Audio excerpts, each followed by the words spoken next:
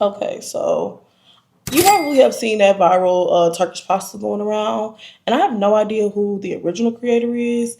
I just keep seeing other people saying like, "Oh, the original creator didn't make it right." So since I saw a bunch of those videos, I'm like, okay, I'm gonna try this out. But I know this is a pasta dish, and I am not trying to say y'all cuisine is wrong or anything, but I just feel like that dish is gonna taste real good over some potatoes, right?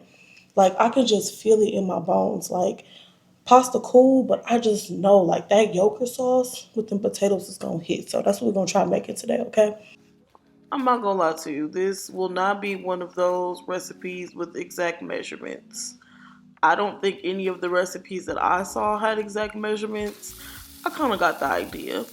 And I'm tweaking things to what I know I like because I'm technically doing the opposite right now. Where I have some frozen peppers and onions, like the fajita kind, and I'm cooking these down first because I don't really like a raw onion in my ground beef like they did. I cooked these down. I probably could have even cooked them. I could have cooked them a little bit less because they're gonna continue to cook in the ground beef. If you like a bite from your onion, do this the opposite way. So cook the ground beef first, and then like as it's finishing, add those peppers and onions to that pretty much all the way cooked ground beef. Okay.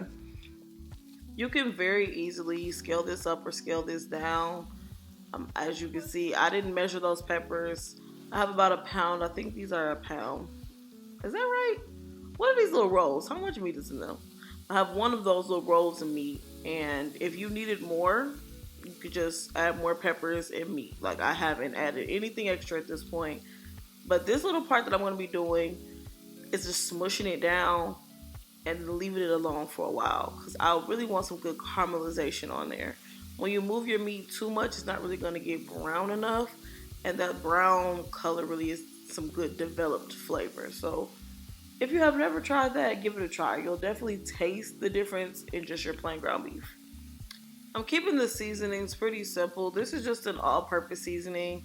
It's got like pepper, salt, garlic powder, onion powder, things like that in it. Use whichever one you have. This is a salt-free seasoning that has paprika because I did not feel like looking for my paprika, but it's like paprika and like garlic powder in that one, but no salt. So you can go a little bit heavier with that one. I did want to play up the onion flavor too, so I found this onion seasoning in my cabinet. Was like fine. And you'll see this is where I usually stop with my ground beef. Like I'm like, okay, this is fine, but they go further, so I went further. So I really got the meat nice and like as crispy as I thought I can handle it, okay? So then moving on to the yogurt sauce, I have some dill, some garlic, and some black pepper on this. What I did not have is some mint. So I had this mint syrup. It's unsweetened. I'm gonna use that in place of the mint. And I'm just gonna mix this all with just some plain Greek yogurt. This one is really thick. Like you see that big hunk of yogurt. Oh my god! Like I love when my yogurt come out like that. But I feel like this brand is too costly. Like please, if y'all have a recommendation of a Greek yogurt that's thick like this and it's not gonna cost me $9 million every time, please comment it below because I am in desperate need. So I know I didn't have no business using this this mint syrup, but y'all, it worked, okay? Sometimes you just gotta use what you got to get what you want. And that's exactly what I did here. Call it innovative. So mix those around, get them nice and incorporated. I'm doing it on a plate so that you can see because it's kind of hard to see in my bowls because they're kind of high. So I'm mixing this together, and I did want it to sit a little bit because that syrup was a little wet, so I put it in the refrigerator. And remember, I said we're doing this with potatoes. I ain't feel like cooking none of that. I'm so sorry. Wasn't in the mood. We're gonna pop these bad boys right here. You see that in the air fryer. You sticking with me? Okay, so honestly, I think you can season these after, but I just feel like things need seasoning before. So I'm gonna spray these down with some cooking spray. Does it freeze? Yeah, kinda, but I do still think it made a sticky enough layer that I needed. You know what I'm trying to say, right? Like it didn't give me 1,000% clingage, but it did a little something. Like a good amount of the seasoning did adhere. But I didn't want to season these too heavy anyway, because this is not the component that we want the flavor from. What we really want is the sauces, okay? So I didn't have the specific sauces they had. I had some Asian sauces, not the Turkish ones. They had a pepper sauce, a pepper flakes, so I got my pepper flakes out.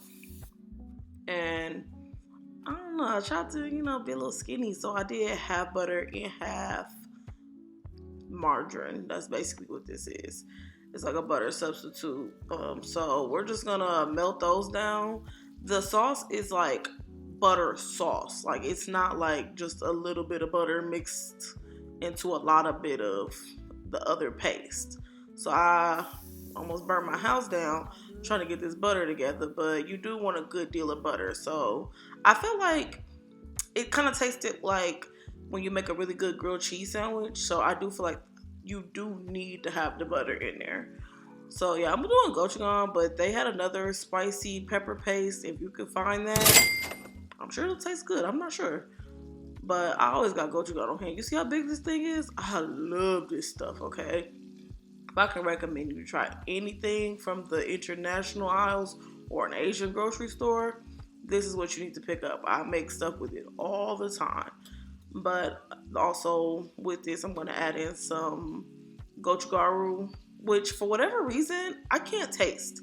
I don't know what that is. So do with that what you will.